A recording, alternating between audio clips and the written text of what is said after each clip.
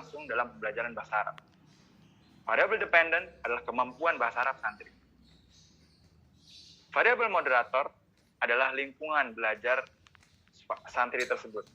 Dia akan mempengaruhi hubungan antara variabel independen dan variabel dependent.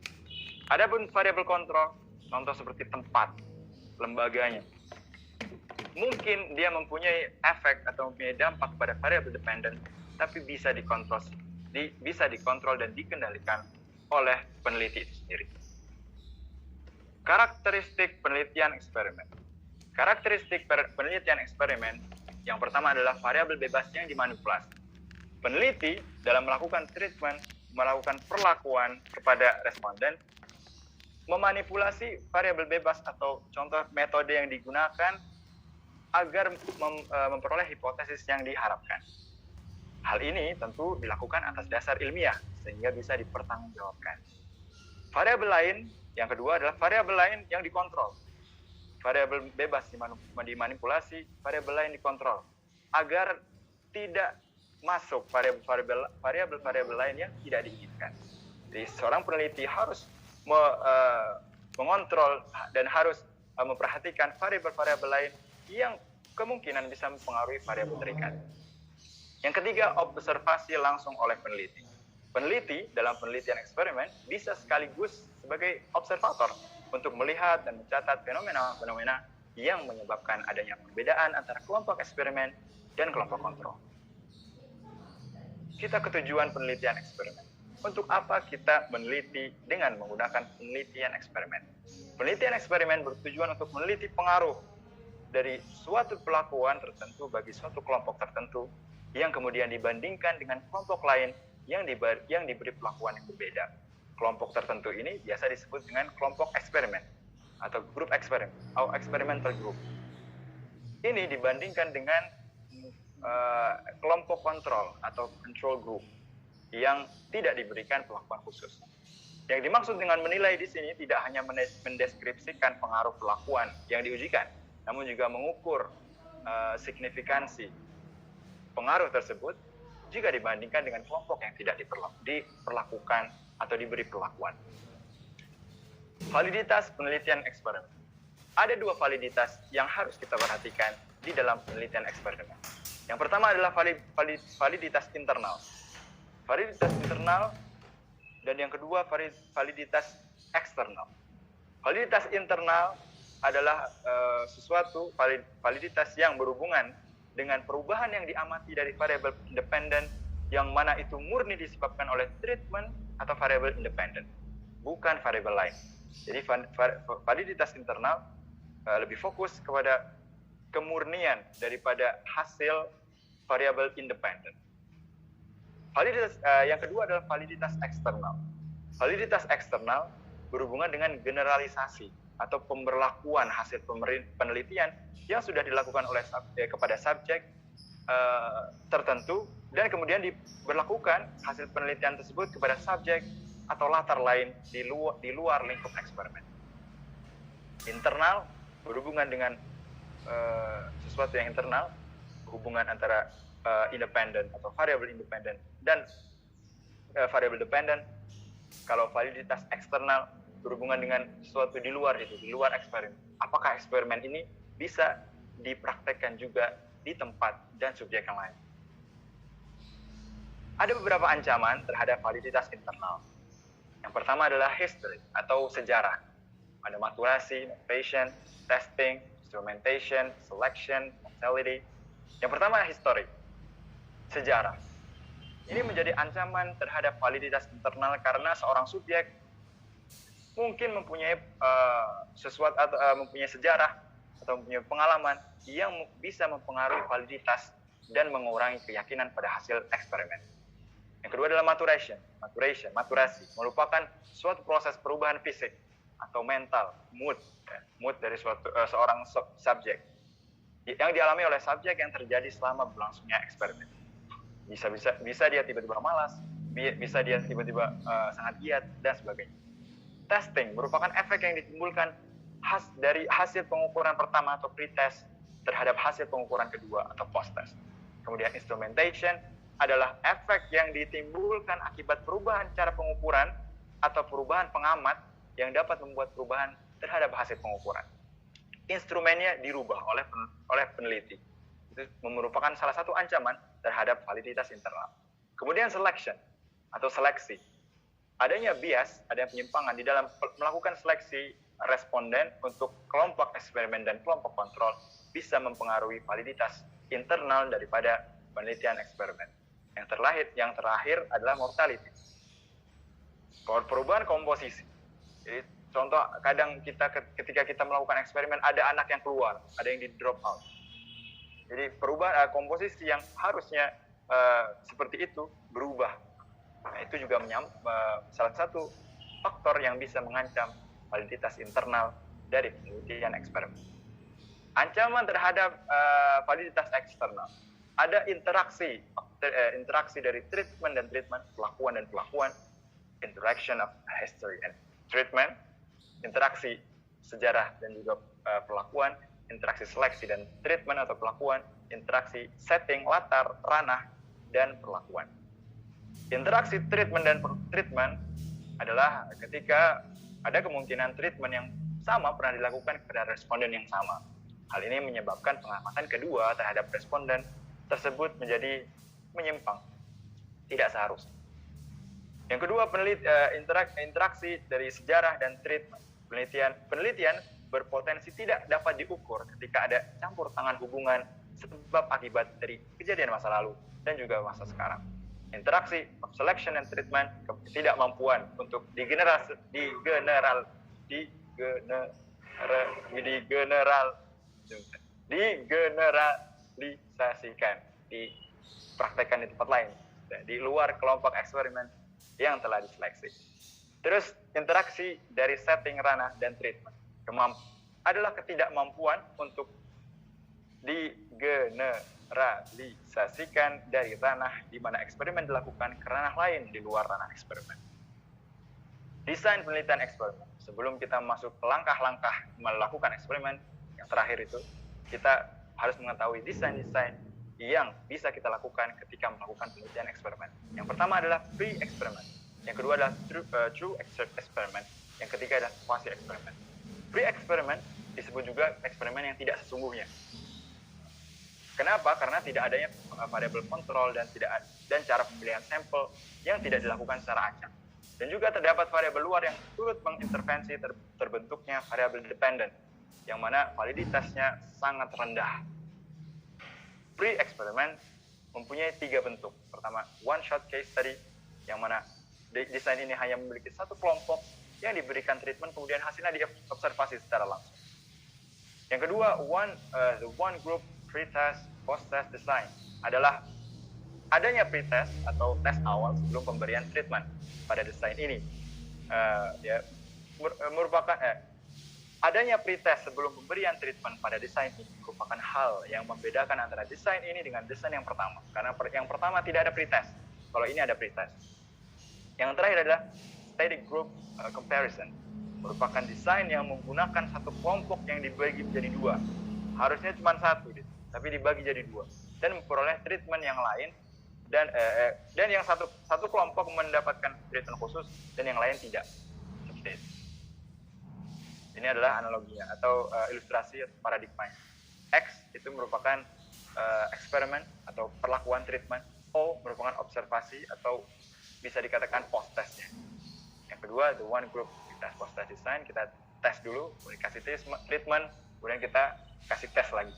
Yang ketiga, static group comparison adalah yang pertama itu yang satu grup dibagi jadi 2, yang satu dikasih treatment, yang satunya tidak. Seperti itu. Yang kedua adalah eksperimen yang sebenarnya.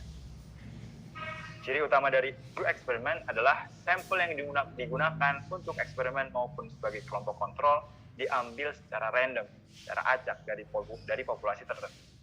Seorang peneliti dalam desain ini bisa mengatur dan mengontrol seluruh variabel luar yang dapat mempengaruhi jalannya eksperimen. Desain ini juga mempunyai 3 bentuk desain lagi. Yang pertama adalah pre-test, post-test, control group design, atau terdapat 2 kelompok. yang dipilih secara acak dalam desain ini, dan kemudian dikasih pretest, dan kemudian dikasih post-test, dan dikasih treatment, dan terakhir dikasih post-test. Yang kedua adalah post-test only control design, yang tidak ada pretestnya, langsung dikasih treatment dan kemudian dikasih post-test. Yang ketiga adalah factorial design, yaitu modifikasi daripada true experimental. Factorial design ini memperhatikan kemungkinan adanya variabel moderator yang mempengaruhi perlakuan variabel independen. Ada perlakuan atau variabel independen terhadap hasil, atau yang disebut dengan variabel dependent. Paradigmanya, ilustrasinya seperti ini. R maksudnya random, jadi dipilih secara random. O, post-test, yang X, eksperimen, dan O2 itu merupakan post-test. Yang pertama pre-test, yang kedua post-test. Yang kedua tanpa ada post-test. Yang ketiga R, random, O, post-test, dan kemudian X, eksperimen, treatment. Y adalah moderator. Moderator ini ada dua, ada Y1, Y2, jadi moderator 1, moderator 2. Dan O yang terakhir adalah post-test. Yang terakhir adalah quasi-eksperimen. Quasi-eksperimen design merupakan alternatif bagi para peneliti yang mengalami kesulitan dalam mencari kelompok kontrol untuk dijadikan pembanding daripada kelompok eksperimen. Jadi ada ketika kita kesulitan mencari kelompok kontrol karena contoh kita punya metode baru dan lembaga itu tidak mau kalau tidak semuanya dikasih metode itu. Nah, itu merupakan salah satu kesulitan. Maka diadakanlah yang namanya quasi eksperimen. Dalam desain ini kelompok kontrol tidak berfungsi secara sempurna. Mungkin kita bisa mengadakan kelompok kontrol tapi tidak berfungsi secara sempurna untuk mengontrol variabel eksternal yang dapat mempengaruhi kinerja eksperimen. Namun, desain ini dinilai lebih unggul daripada pre-experimental design. Quasi-eksperimen mempunyai dua bentuk, dua jenis. Yang pertama, time series design. Terus yang kedua, non-equivalent control group design. Yang pertama, time series. Ada 4 kali pretest yang dilakukan, yang ditujukan untuk mengetahui kestabilan kelompok tersebut. Ketika kelompok tersebut sudah dinyatakan stabil, maka diperbolehkanlah dilakukan eksperimen atau diberikan treatment. Yang kedua adalah non-equivalent control group design. Terdapat kesamaan antara desain ini dengan pretest post-test group design. Tapi bedanya yang tadi di true experiment itu dia kelompoknya dipilih secara acak. Kalau di sini tidak dipilih secara acak. Kira-kira seperti ini ilustrasinya. Hasil pretest yang baik adalah jika semuanya sama. Jadi dinyatakan itu semuanya stabil gitu. Kalau sama berarti stabil. Yang kedua, non-equivalent control group design adalah hampir sama dengan pretest post-test control group design, tapi sampelnya tidak dipilih secara random. Syarat penelitian eksperimen, peneliti harus menentukan secara sengaja kapan dan di mana dia melakukan penelitian. Penelitian terhadap hal yang sama harus dapat diulang dalam kondisi yang sama. Peneliti harus dapat memanipulasi, mengubah, mengontrol variabel yang diteliti sesuai dengan apa yang dia kehendaki, dan diperlukan dua kelompok kalau ingin benar-benar melakukan penelitian eksperimen. Harus mempunyai dua kelompok pembanding dan kelompok eksperimen. Prosedurnya, pertama memilih dan merumuskan masalah. Harus ada masalahnya dulu. Masalahnya kalau bisa yang signifikan, yang penting, dan layak untuk diangkat. Kemudian memilih subjek yang akan dikenai perlakuan dan subjek yang tidak dikenai perlakuan. Atau memilih kelompok eksperimen dan kelompok kontrol. Gitu. Kemudian memilih desain penelitian eksperimen dari yang tadi. Terus kemudian mengembangkan instrumen, kemudian melaksanakan prosedur penelitian dan mengumpulkan data, kemudian menganalisis data dan merumuskan kesimpulan. Ya, penelitian ini mempunyai keunggulan dan kelemahan. Kalau keunggulannya antara lain mampu meminimalisir risiko adanya variabel yang tidak berhubungan, dan penelitian eksperimen memungkinkan manipulasi yang fleksibel, efisien, dan secara statistik punya kekuatan, dan lain-lain. Adapun kekurangannya terkadang sulit dilakukan. sulit untuk mewakili dan sulit untuk mewakili populasi tertentu. Dan juga penelitian eksperimen tidak mungkin mampu mengisolasi satu variabel saja. Pasti ada variabel-variabel lain yang akan ikut andil. Walaupun tidak signifikan, tapi pasti ada. Pasti. Yang terakhir adalah contoh penelitian menggunakan metode eksperimen. Ini adalah salah satu tesis dari Ibu Sri Endah Ismiati yang mengangkat tentang pengaruh pembelajaran kooperatif jigsaw dan konvensional terhadap prestasi belajar pendidikan PKN, ya, pendidikan kewarganegaraan, ditinjau dari motivasi belajar pada siswa sekolah menengah. Dia di sini memakai jadi factorial design, yang mana ada moderator-moderator, variabel moderator.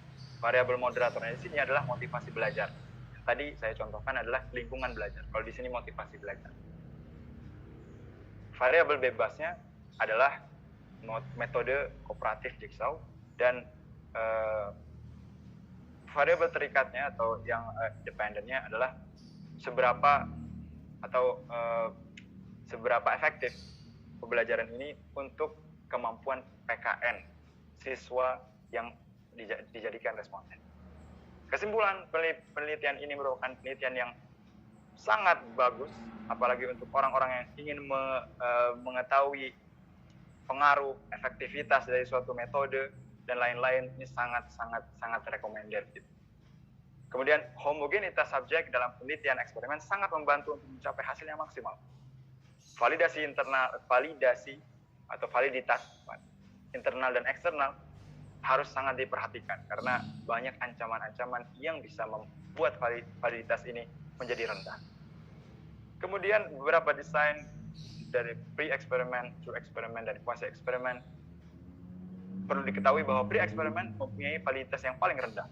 Through eksperimen mempunyai validitas yang paling tinggi, dan quasi-eksperimen adalah alternatif.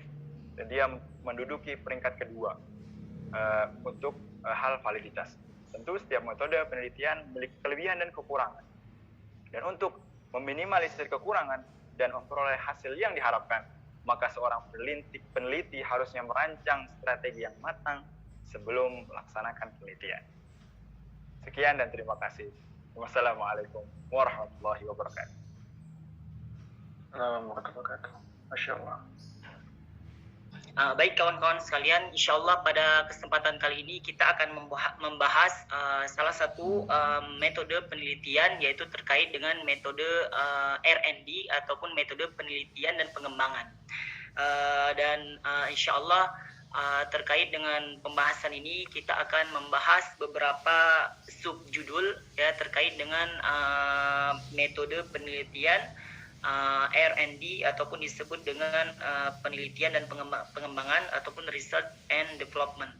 Tapi adapun pembahasan pertama insya Allah akan kita bahas yaitu terkait dengan pengertian metode penelitian dan pengembangan ataupun disebut dengan R&D. Kemudian yang kedua terkait dengan ruang lingkup penelitian dan pengembangan.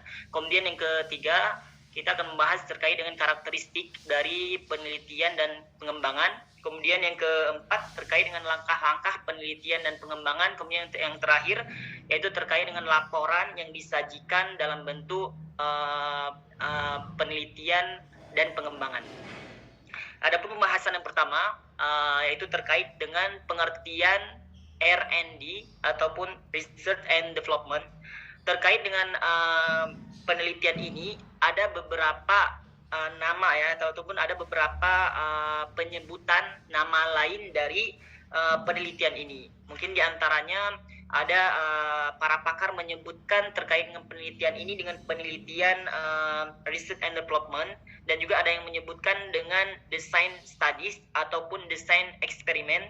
Kemudian ada juga yang menyebutkan terkait dengan penelitian R&D ini dengan development research, dan juga ada yang menyebutkan terkait dengan ada yang menamakan penelitian ini dengan nama design and development research, yaitu penelitian desain dan juga pengembangan. Kemudian ada juga yang menamakan dengan penelitian rekayasa ataupun engineering research, dan juga ada juga yang menamakan dengan singkatan gitu ya yang berupa 4D gitu ya ataupun 4D gitu, dan juga ada yang menamakan dengan singkatan dengan EDDE gitu ya. Inilah beberapa penamaan ataupun nama lain ataupun penyebutan terkait dengan penelitian dan pengembangan ataupun disebut juga dengan R&D. Baik, kita masuk ke pembahasan pertama terkait dengan pengertian R&D. Jadi di sini pakar ilmuwan terkait dengan penelitian, mereka di sini menjelaskan terkait dengan pengertian R&D. Jadi R&D menurut Board and Gale, mereka mengatakan bahwa penelitian dan pengembangan merupakan proses ataupun metode yang digunakan untuk memvalidasi dan mengembangkan produk. Jadi di sini mereka mengatakan bahwa yang dimaksud dengan R&D itu adalah dia suatu penelitian yang dimana penelitian tersebut suatu metode digunakan untuk memvalidasi suatu produk gitu ataupun suatu hasil ataupun suatu teori yang sudah ada, ataupun dia juga menghasilkan atau mengembangkan produk tersebut ataupun mengkompilasi produk tersebut dan juga menghasilkan suatu produk. Itu menurut Board and Gale. Jadi mereka mengatakan bahwa pengertian R&D dia digunakan untuk memvalidasi suatu produk ataupun suatu bahan ajar ataupun suatu metode gitu, ataupun suatu instrumen dalam pembelajaran ya.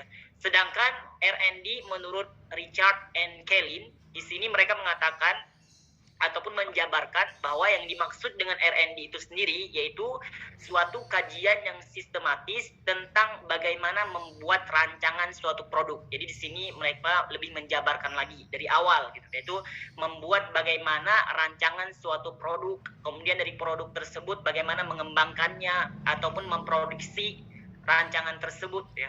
Kemudian setelah memproduksi, kemudian bagaimana mengevaluasi kinerja produk tersebut gitu ya. Dengan tujuan dapat diproses data yang empiris, data yang bisa dilihat ataupun yang real ataupun yang dirasakan, yang dapat digunakan sebagai dasar untuk membuat produk tersebut gitu ya. Ini menurut pengertian R&D menurut Richard and Kellin gitu ya. Yang dimana penelitian pengembangan ini ataupun R&D ini dia berfungsi untuk memvalidasi dan mengembangkan produk. Jadi fungsi dari penelitian R&D ini sendiri dia berfungsi untuk memvalidasi, valid ya, melihat apakah dia cocok ataupun tidak cocok, efektif ataupun tidak efektif ya suatu produk gitu ya, ataupun suatu metode, suatu bahan ajar ataupun suatu kurikulum dan lain sebagainya. Dan juga dia berfungsi untuk mengembangkan produk tersebut. Mungkin kalau memang cara ini sudah tidak layak lagi, maka bisa dikembangkan ataupun bisa dikompilasi dengan hal-hal yang baru. Ini salah satu fungsi dari penelitian R&D. Dan juga ada beberapa fungsi yang lain yang disebutkan oleh pakar terkait dengan fungsi R&D ini sendiri. Tapi yang jelas sesuai dengan penerapannya bahwa salah satu fungsi R&D tersebut yaitu memvalidasi dan juga mengembangkan produk, bahkan dia bisa menghasilkan produk baru. Kemudian jadi bisa kita lihat kesimpulan dari dua pakar tersebut, dari pengertian kedua pakar tersebut, bahwa yang dimaksud dengan pengertian R&D itu adalah suatu metode penelitian dan pengembangan yang dapat diartikan sebagai cara ilmiah untuk meneliti ataupun merancang dan juga memproduksi dan juga menguji validasi produk yang telah dihasilkan, yaitu secara bertahap, yang dimana dia meneliti kemudian merancang ataupun mendesain suatu produk yang ingin ia terapkan mungkin nanti, kemudian setelah ada rancangan baru dia memproduksi, kemudian setelah jadi, kemudian dia menguji produk yang telah ia rancang gitu. Misalnya kurikulum gitu ya, kurikulum dia melihat di sekolah tersebut mungkin ada dari bagian kurikulumnya yang kurang gitu ya, mungkin bahan ajarnya yang kurang, maka dia meningkatkan di bagian tersebut gitu ya, dengan merancang bahan ajar baru gitu ya, kemudian baru dia memproduksi bahan ajar tersebut, kemudian menguji validasi bahan ajar yang sudah dia buat gitu ya, kemudian baru dia melihat hasilnya bagaimana, apakah sama dengan sebelum di treatment ataupun sebelum diuji, hasil yang sudah dia desain atau ada perbedaan. Kalau memang ada perbedaan, maka di situ kita bisa lihat ada efektif ataupun ada pengaruh dan juga ada perbedaan dengan sebelumnya gitu. Maka dengan demikian di sini dia bisa meningkatkan lebih dari sebelumnya ataupun bisa menguji kembali. Gitu. Maka dari pembahasan tersebut di sini kita bisa lihat bahwa R&D tersebut suatu kegiatan penelitian dan pengembangan yang dapat disingkat menjadi 4P, yaitu penelitian, kemudian adanya rancangan juga, perancangan, kemudian dia memproduksi ataupun menghasilkan suatu produk, kemudian dia setelah itu pengujian ataupun menguji produk yang sudah dibuat ataupun yang sudah dirancang. Pertama penelitian, kemudian perancangan, produksi, dan juga pengujian. Ini salah satu identik dari penelitian R&D. Kemudian yang kedua yaitu terkait dengan ruang lingkup dari penelitian R&D. Kemudian di sini sebagaimana yang dijelaskan oleh Richey dan Anne Kellin, mereka mengatakan terkait dengan ruang lingkup R&D. Yang pertama di sini bahwa penelitian pengembangan tersebut dia mencakup ranah tentang proses dan dampak dari produk yang dihasilkan dari perencanaan dan penelitian pengembangan. Jadi produk yang sudah dirancang ataupun yang desain ada hubungannya dengan suatu hal yang akan ditelitinya. Suatu hal yang akan ditelitinya, baik itu dalam sistem pembelajaran ataupun sistem pelayanan ataupun kurikulum sekolah dan lain sebagainya. Tapi terkait dengan penelitian R&D ini sendiri, dia kalau dia banyak diterapkan dalam produk-produk seperti produk-produk elektronik gitu ya, produk elektronik ataupun dalam bahan-bahan yang bisa dilihat secara langsung ataupun dalam motor gitu ya, motor, perahu dan lain sebagainya, yang dimana dia dari zaman ke zaman ada pengembangannya, ada perkembangannya gitu ya, ataupun seperti bahan elektronik yang kita lihat sekarang ini, yang dimana mereka juga membuat penelitian, kemudian menghasilkan produk, kemudian menguji di lapangan gitu ya, seberapa besarnya minat dari penggunaan smartphone misalnya yang zaman dulu mungkin kita menggunakan smartphone yang bukan layar sentuh gitu ya, kemudian dikembangkan lagi smartphone tersebut dengan beberapa model gitu ya, dengan beberapa desain gitu ya, maka ini juga bisa mencakup dalam penelitian R&D tersebut, dalam penelitian R&D yang dimana di sini mereka mengembangkan produk tersebut, kemudian menguji produk tersebut dengan melihat seberapa besarnya minat kalau kita launching produk ini, dan kalau mereka melihat produk ini peminatnya di masyarakat lebih besar, maka mereka bisa menilai sendiri bahwa produk ini bisa dikatakan berhasil gitu, bisa dikatakan berhasil. Tapi kalau memang melihat produk ini tidak banyak laku ataupun kalah dengan yang lainnya, maka mereka bisa memvalidasi kembali ataupun mengembangkan produk itu kembali. Itu dalam sisi ranah luar dari pendidikan gitu ya. Tapi kalau dalam sistem pendidikan sendiri, maka kita bisa melihat terkait dengan R&D, biasanya penelitian tersebut bisa diteliti terkait dengan sistem pembelajaran ataupun kurikulum sekolah gitu ya, ataupun pengembangan thoriqah, cara gitu ya, metode pembelajaran ataupun wasail ta'limiyah gitu ya, ataupun sarana gitu ya, sarana pembelajaran. Dan juga di sini yang kedua, di antara ruang lingkup penelitian R&D, di sini juga penelitian tentang perancangan ataupun desain dan proses pengembangan secara keseluruhan atau komponen dari segala proses. Ini juga merupakan salah satu ruang lingkup dari penelitian R&D, yang dimana dia dalam penelitian ini dia memiliki desain ataupun rancangan khusus suatu produk yang ingin dia terbitkan gitu, ataupun yang ingin dia eksperimenkan nanti di kelas ataupun di suatu sekolah. Kemudian setelah itu ada beberapa terkait dengan penelitian R&D ini, ada beberapa tahap ataupun ada beberapa level dalam madrakul.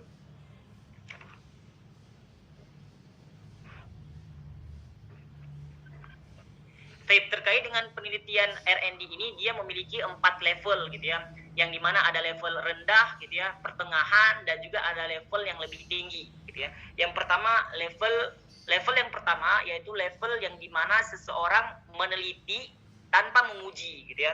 Dia hanya sekedar meneliti tapi dia tidak menguji produk tersebut. Yang dimana di sini maksudnya adalah peneliti tersebut dia membuat rancangan produk tapi dia tidak menguji produk tersebut, ataupun dia sudah mendesain suatu produk kemudian berhenti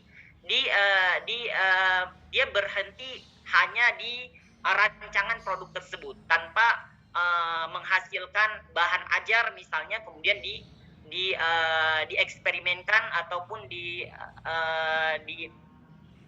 diterapkan di suatu sekolah gitu, ataupun diterapkan dalam satu kelas. Maka di sini termasuk level pertama dalam penelitian R&D gitu ya, yang dimana dia hanya meneliti tanpa menguji.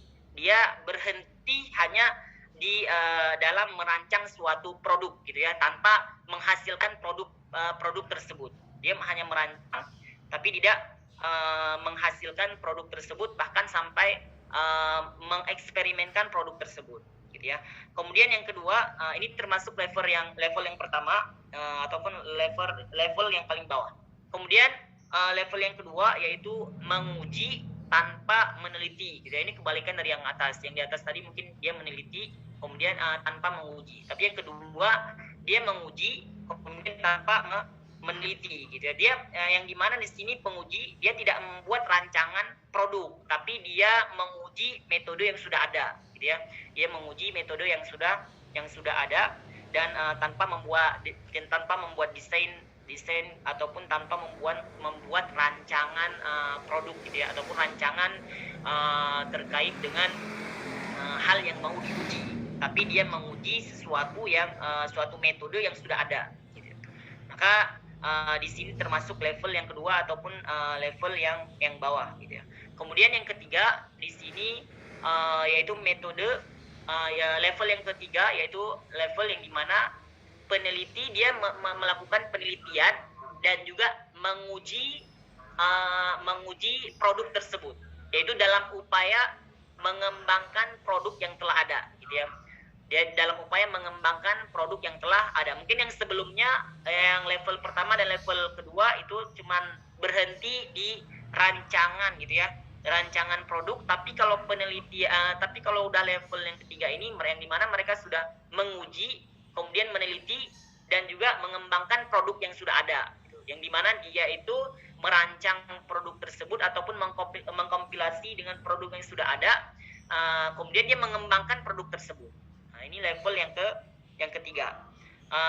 Kemudian level yang keempat yaitu meneliti dan menguji dalam menciptakan produk baru gitu ya. Mungkin produk ataupun ada suatu metode gitu ya, mungkin belum pernah diterapkan di sekolah dan ini dilihat oleh peneliti ini sangat efektif gitu ya. Maka mereka merancang suatu metode tersebut, suatu metode pembelajaran gitu ya. Maka dengan rancangan tersebut mereka menguji ataupun mentreatment ataupun mengeksperimenkan di sekolah. Maka metode tersebut adalah suatu metode yang baru gitu. Mungkin kalau ranah sekarang itu mungkin metode pembelajaran mungkin yang berbasis elektronik mungkin ya, yang kalau dalam ranah al-istima mungkin lebih ke audio gitu ya. Bagaimana mungkin cara anak didik agar mudah dalam menghafal mufrodat misalnya. Maka di situ peneliti mungkin mencari bahan ataupun mencari produk agar bisa membantu siswa untuk mudah dalam menghafalkan mufrodat gitu ya. Bisa jadi dengan aplikasi baru gitu ya, yang dimana nanti dalam pembelajaran mereka menerapkan aplikasi tersebut. Maka dengan hal tersebut ini bisa dilihat bahwa ini suatu itu menciptakan dalam mempelajari mufrodat misalnya kayak gitu.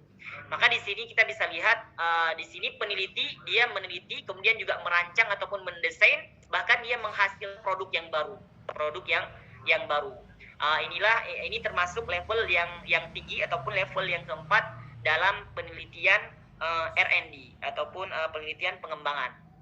Kalau yang pertama tadi mungkin hanya dia sebatas merancang doang tanpa menghasilkan produk gitu ya. Mungkin dia hanya menjabarkan terkait dengan cara menghafal mufrodat dengan baik gitu, ataupun cara mudah membagus bacaan gitu ya, ataupun makharijul huruf dalam pengucapan mufrodat gitu ya. Maka dia hanya sebagai merancang gitu tanpa mengeluarkan mana saja mufrodat gitu ya, mana saja desain mufrodat yang mudah agar dihafal oleh siswa-siswa yang baru tamat SD misalnya kayak gitu. Berarti dia hanya tawakuf ataupun berhenti di tahap dalam desain mufrodat tersebut ya. Kemudian yang kedua juga demikian. Sedangkan yang ketiga mungkin dia meneliti dan menguji, yang dimana produknya sudah ada gitu ya. Mungkin dia melihat di sekolahnya gitu ya, butuh pengembangan lain, misalnya mufrodat gitu, yang mana dia sudah ada buku AB, yang dimana buku AB tersebut sudah banyak mufrodatnya. Jadi bagaimana nih cara agar kita itu bisa membuat siswa tersebut agar lebih mudah dalam menghafal mufrodat gitu ya. Maka mungkin mereka merancang suatu modul ataupun suatu kamus gitu ya, agar santri-santri tersebut mudah dalam menghafal mufrodat ataupun mudah dalam melafaz sesuai dengan makharijul huruf gitu ya, sehingga mereka membuat produk ataupun rancangannya dengan mengambil semua mufrodat yang ada di Bainadik misalnya, yaitu dengan membuat mufrodatnya, kemudian widduhu kemudian murodifnya, kemudian contohnya gitu ya, kemudian huruf jarnya, semua lengkap di situ, yang dimana mufrodat tersebut yang mufrodat yang ada di Bainadik gitu ya. Sehingga kemudian mereka membuat metode gitu ya, metode bagaimana masuk desain maupun termasuk perancangan produk juga. Bagaimana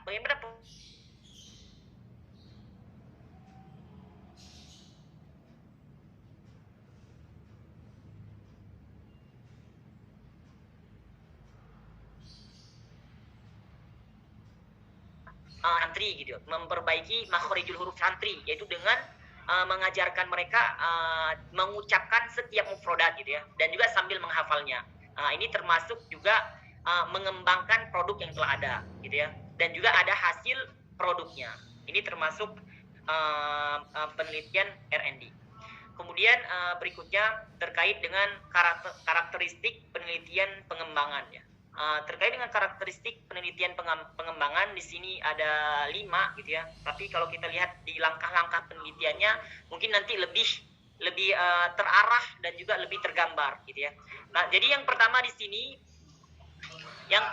sini yaitu karakteristik penelitian pengembangan, yaitu yang pertama dia produk berbasis masalah gitu ya.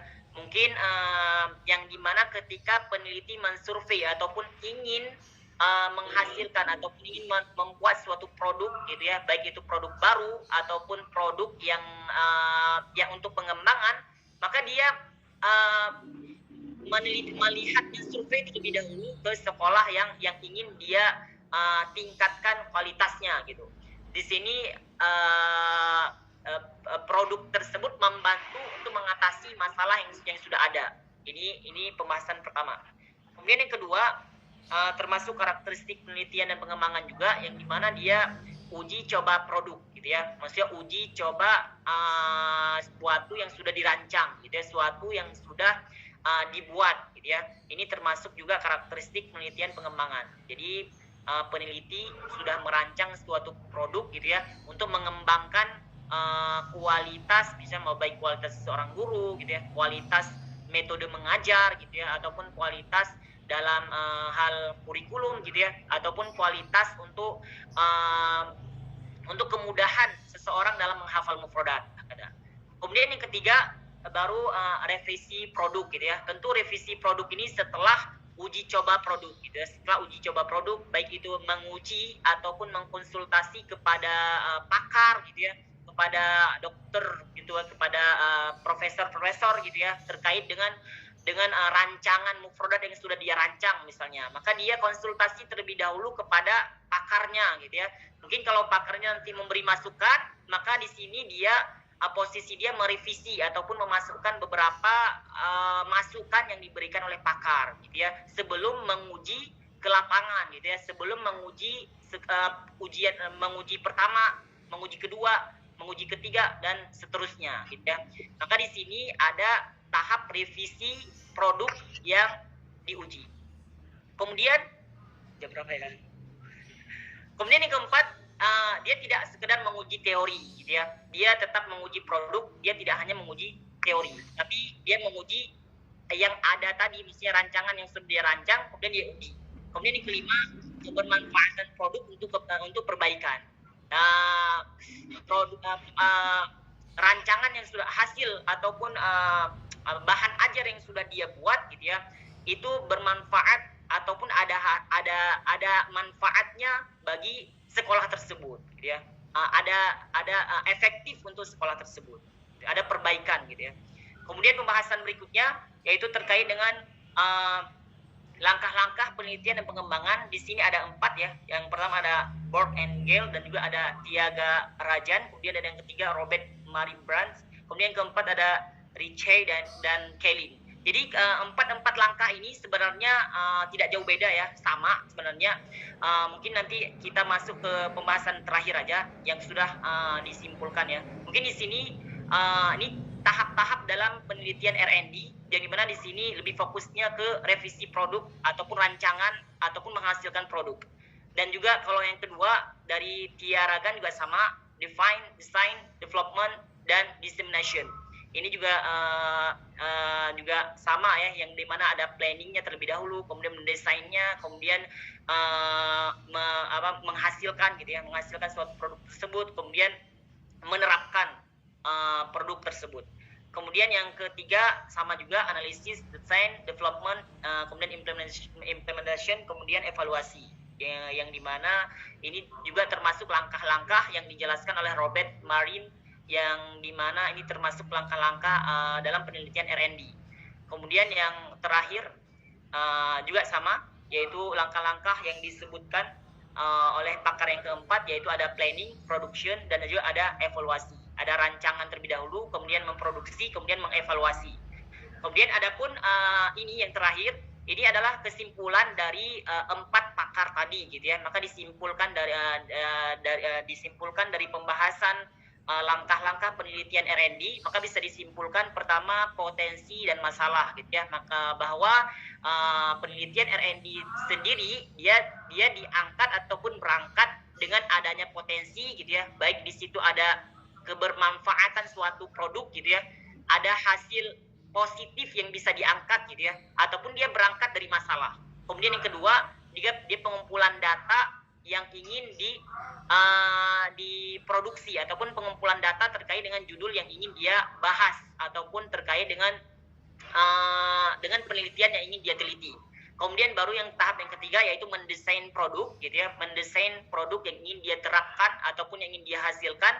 Kemudian yang keempat, validasi desain gitu ya, memvalidasi suatu produk gitu ya, apakah valid, sesuai atau tidak gitu ya.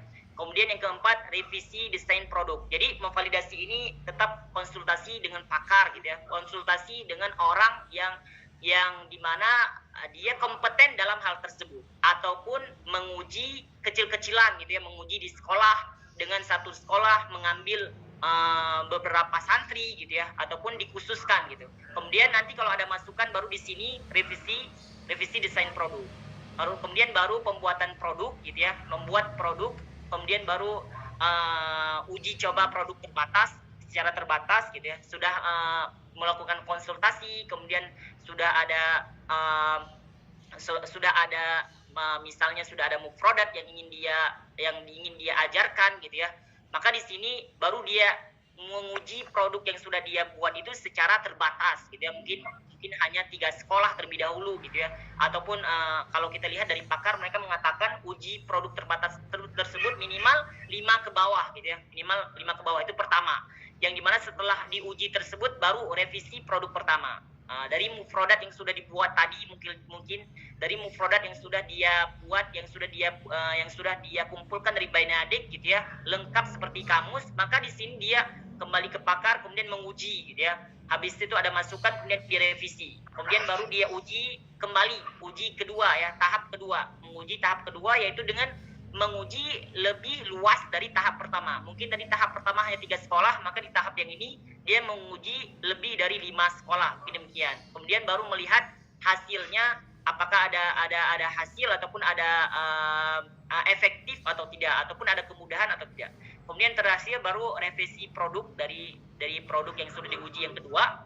Tapi kalau di buku yang lain sampai diuji 3 kali gitu ya. Kemudian setelah uji 3 kali baru perbaikan gitu, revisi yang ketiga, baru mereka produk massal ataupun bisa dikatakan menyebar gitu ya, menyebar ke sekolah-sekolah lain ataupun menawarkan gitu ya, menawarkan ke sekolah-sekolah lain terkait dengan rancangan produk yang sudah dia keluarkan gitu ya. Kemudian belum habis sampai di situ. Setelah dia sebarkan produk yang sudah dia buat, maka dia juga melihat gitu ya, bagaimana tanggapan masyarakat luas terkait dengan ataupun sekolah lain terkait dengan penelitian yang sudah dibuat, yang sudah rancangan mufrodat yang sudah dibuat gitu ya, apakah efektif atau tidak. Kemudian yang terakhir tentunya ini terkait dengan laporan penelitian dan pengembangan. Ini Ana ambil khusus di bab 4 gitu ya, karena mungkin di bab pertama kedua mungkin nggak terlalu jauh beda gitu ya, karena kajian teoritis juga. Kemudian mungkin perbedaannya di bab 3 ataupun bab 4 gitu ya. Yang di bab 3 mungkin dia lebih ke ranah kalau kualitatif, maka instrumennya yang diambil adalah kualitatif, sedangkan kalau kuanti maka instrumennya juga kuanti ataupun mengkompilasi keduanya. Kemudian di bab yang keempat di sini ada seperti yang kita jelaskan tadi, yang pertama ada desain awal produk, kemudian ada hasil pengujian pertama gitu ya, yang dia tadi konsultasi sama pakarnya, masukan dan lain sebagainya, kemudian revisi produk pertama, kemudian hasil penguji, kemudian menguji, maka dia menguji terlebih dahulu, kemudian hasil pengujian tahap kedua, kemudian merevisi dari tahap kedua tersebut, kemudian masuk pengujian tahap ketiga.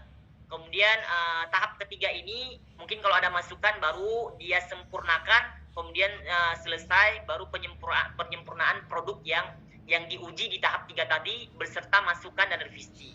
Kemudian baru terakhir pembahasan rinci terkait dengan produk gitu ya, ataupun data-data yang sudah dibuat dalam bentuk mufrodat misalnya, ataupun kamus berupa mufrodat gitu ya. Kemudian yang terakhir bab 5 terkait dengan kesimpulan gitu ya. Mungkin ini yang bisa Ana sampaikan ya kawan-kawan semua terkait dengan penelitian R&D. Tentu kalau dibaca dalam buku sangat komplit ya. Kalau dibaca di buku terkait dengan penelitian pengembangan ini sangat bagus sebenarnya, tapi ada beberapa hal yang kurang Ana pahami, mungkin nanti bisa dirujuk kembali ke buku-buku khusus dari Prof. Sugiono terkait dengan penelitian dan pengembangan. Jazakumullahu khairal jaza. Wassalamualaikum warahmatullahi wabarakatuh. Waalaikumsalam warahmatullahi. Wah, mantap nih dua-duanya ya. Alhamdulillah dua-duanya mantap. Jadi mudah-mudahan semakin memantapkan kalian semua untuk bisa mendesain atau mengambil rancangan yang mana yang kira-kira cocok dengan apa yang ada di benak kalian, atau topik apa, tema apa yang kira-kira ingin diangkat. Ya, dua-duanya keren karena memang sudah istilahnya yang pertama itu kan karena itu ya TO ya atau T-test itu pembukaan awalnya sudah tadi sama Roji ya. Nah, kalau yang R&D ini, nah ini dia menghasilkan produk, tapi tidak harus tidak harus hanya menghasilkan produk, karena kalian tarafnya bukan hanya penelitian biasa, tapi tesis. Jadi wajib menghasilkan produk, kalau bisa sampai dengan tahap akhir dengan yang evaluasi produk. Seperti itu. Sama juga dengan yang Roji. Roji itu kan ada 3 level, ya. Nah, level kalian tesis itu berarti level tertingginya, yaitu urutan desain yang kedua. Seperti itu, ya. Jadi jangan ngambil yang hanya yang pertama yang apa tadi tidak pakai diujikan segala macam itu. Ya. Karena memang harus disesuaikan dengan target kalian yaitu tesis, ya. Jadi jangan hanya menggunakan kayaknya enakan ini nih, lebih mudah nih kayak R&D misalnya. Itu kan ada yang tidak pakai penelitian tapi diujikan, ada yang diujikan tapi tidak pakai penelitian. Nah, jangan pakai yang itu. Pakainya yang betul-betul yang komplit, yang memang udah komplit ya. Sampai dengan taraf kelima, kalau perlu ya uji revisinya itu jangan 2 seperti yang disampaikan tadi. Tapi kalaupun 2 kali saja juga itu sudah sangat bagus gitu. Karena kemarin kalian ada beberapa yang ingin mengajukan, pengen ini Bu, merevisi buku ajar gini-gini segala macam gitu kan. Itu bisa tuh ya. Tinggal dikembangkan saja dari yang dipaparkan oleh Haidir. Semuanya sudah tertera di situ. Tapi ingat nak, ini untuk tesis.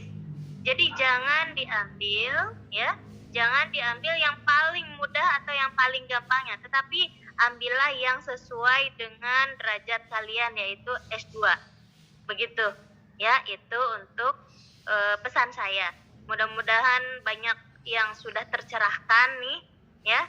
Kalaupun misalnya belum begitu ini sama rumusnya, enggak apa-apa, rumus nanti aja. Yang sekarang itu yang penting fokuskan pada problematika apa yang ingin diangkat, kemudian nanti diutak-atik penggunaan metodenya yang mana dipilih, baru disusun judulnya gitu ya.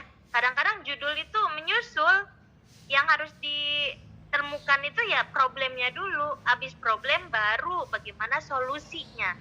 Nah, bagaimana solusi itu terkait dengan bagaimana metodologi penelitian yang ingin digunakan di dalam penelitian kalian atau tesis kalian. Makanya kaitannya pasti dengan instrumen penelitian. Apakah harus dengan pretest dan posttest? Terus kalau pretest dan posttest itu soalnya seperti apa? Gitu kan? Pasti akan ada wawancara untuk memperkuat data atau validitas data ya.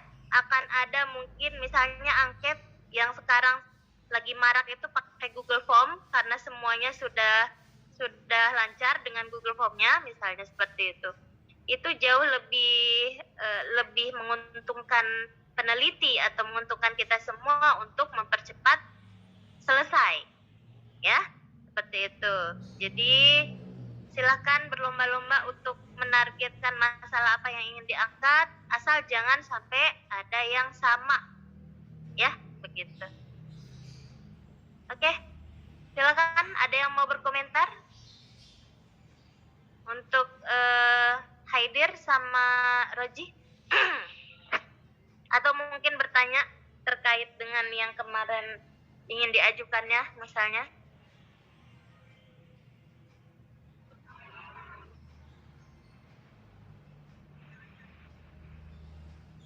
Wah, udah pada itu semua Roji sama Haidir?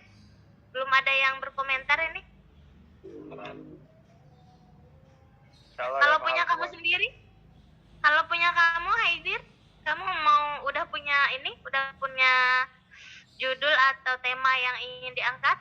Karena sudah membahas tentang R&D, saya tertarik Bu dengan ini misalnya gitu. Udah? Ada sih, cuma masih ragu-ragu, masih bingung juga. Oke, baik. Iya, pokoknya yang penting yang tahapannya karena sudah dikuasai ya, sudah tahu, boleh sih diambil dengan yang tercepat yang hanya berkisar 3 tadi itu. Akan tetapi karena ini uji publik ya, ini kan istilahnya uji publik, maka ya yang 3 itu khusus untuk yang S1 misalnya seperti itu. Kalau misalnya Roji ambil yang terakhir tuh, yang terakhir itu keren tuh, yang sampai uji validitasnya itu sampai 2 kali. Dan itu bukan hanya sekedar menawarkan produk ya, atau menawarkan buku.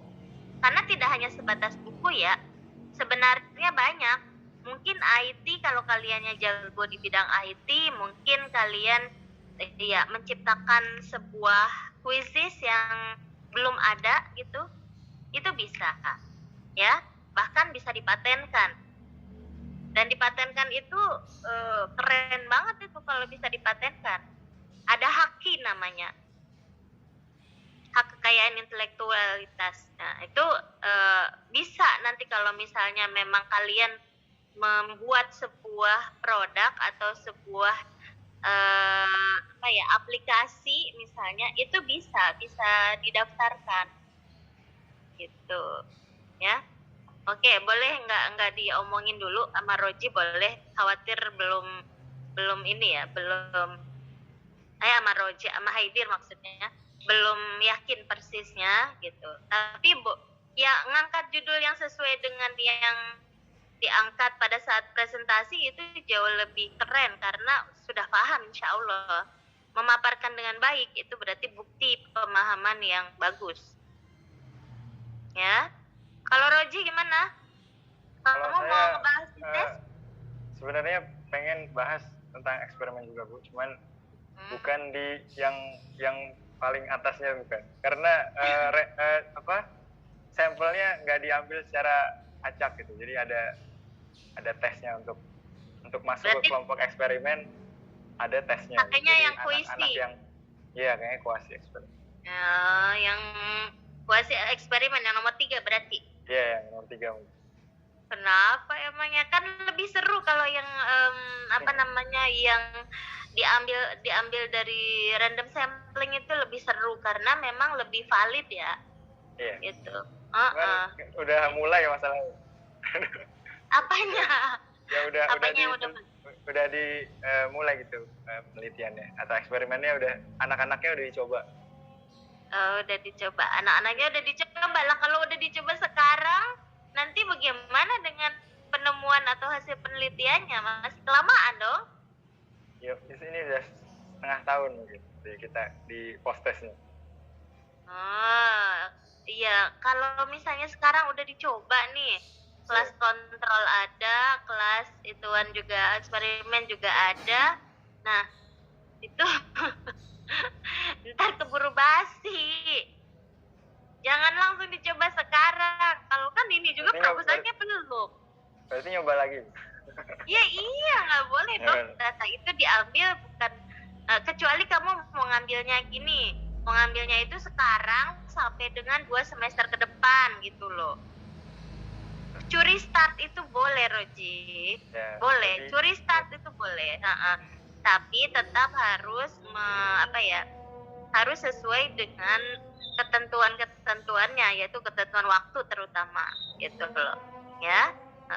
Dan penelitian yang lebih itu, yang lebih valid itu adalah penelitian yang lama dilakukannya. Kalau perlu minimal 1 tahun. Itu kalau perlu minimal 1 tahun. Jadi kamu boleh tuh misalnya udah dicoba Ustazah dari semester ini misalnya gitu ya. Nah, itu berarti butuh 1 tahun ke depan karena kan kamu prosesnya juga masih lama nih. Belum ujian proposal ya kan? Belum nanti bimbingan sama pembimbing kan, kalau sudah ditunjuk pembimbing. Setelah itu baru kan dia dari bab 1 sampai bab 3 sampai dengan istilahnya metodologi penelitian sampai instrumen penelitian beres, baru boleh terjun ke lapangan seperti itu. Tapi kalau sekarangnya sudah turun, berarti kamu harus lulus semua itu dari bab 1 sampai bab 3 lulus semua. Baik itu yang paling penting instrumen penelitiannya. Jadi kalau mau lebih lebih meminimalkan waktu, itu sebaiknya begini, sambil bimbingan sama pembimbing ya, antara bab 1 dan bab 2 tuh itu karena lebih pada proposal awal dan kerangka teori ya. Kamu boleh menyatakan Bapak atau Ibu misalnya gitu, kebetulan ini sudah dilakukan dari semester lalu untuk untuk pengujian kelas kontrol dan eksperimennya ini gitu. Nah, tapi ya seperti ini instrumen untuk wawancaranya ini. Jadi langsung nyodok di bagian instrumen penelitiannya. Kalau sudah diokekan, kamu boleh lanjut. Tapi kalau enggak nanti khawatir dipersoalkan, ya? Oke, siap Bu. Iya. Insyaallah. Pokoknya bagus sih, semangat, bagus. Yang penting tentang apa dulu? Judulnya nggak boleh ke S1 S1-an ya. Oke, insyaallah. Iya, jadi problemnya tidak hanya sebatas misalnya tadi siapa Haidir ngomong tentang mufradat yang ada di Al-Arabiyah Baina Yadik misalnya gitu. Bagaimana cara mengajarkannya, dengan metode apa yang paling cepat segala macam misalnya. Enggak harus seperti itu. Itu baru S1. Nanti kamu tertolak. Kalau tertolak kan jadi sayang ya gitu dengan yang sudah dilakukan. Jadi intinya adalah perbaiki proposal sebagus mungkin, biarkan judul itu diterima. Nah, setelah itu baru eksekusi di bagian bab 3 atau instrumen penelitian yang dikuatkan sambil mengejar kerangka teori yang sifatnya itu sudah ada, tinggal kita mengumpulkan data kan kalau Al-Itar An-Nadhari itu. Dan jangan lupa istilah-istilah yang digunakan dalam proposal harus merujuk pada istilah-istilah UIN Jakarta, bukan istilah orang lain, karena kita punya kiblat sendiri ya, kita punya gaya lingkung sendiri. Jadi yang seperti itu harus kalian pahami benar gitu. Walaupun misalnya di tempat lain juga sama, benar-benar juga gitu loh, istilahnya benar, tapi karena tidak familiar di UIN Jakarta maka jangan, lebih baik ditinggalkan. Lebih baik ganti dengan istilah UIN JKT saja. Paham ya kira-kira ya? Insyaallah paham. Oke. Ada yang mau berkomentar atau dicukupkan karena sudah asar? Paham ya, insya Allah ya. Semakin hari semakin membuka wacana dan wawasan tentang ini kan, metodologi penelitian kan, tentunya. Insyaallah. Ya itu untuk memperkuat kalian mau membahasnya yang mana, sebenarnya begitu. Walaupun yang disampaikan itu adalah metode penelitian secara umum, ya, bukan khusus untuk bahasa Arab dan sastra Arab, akan tetapi itu menjadi pijakan awal untuk metodologi penelitian kalian gitu ya.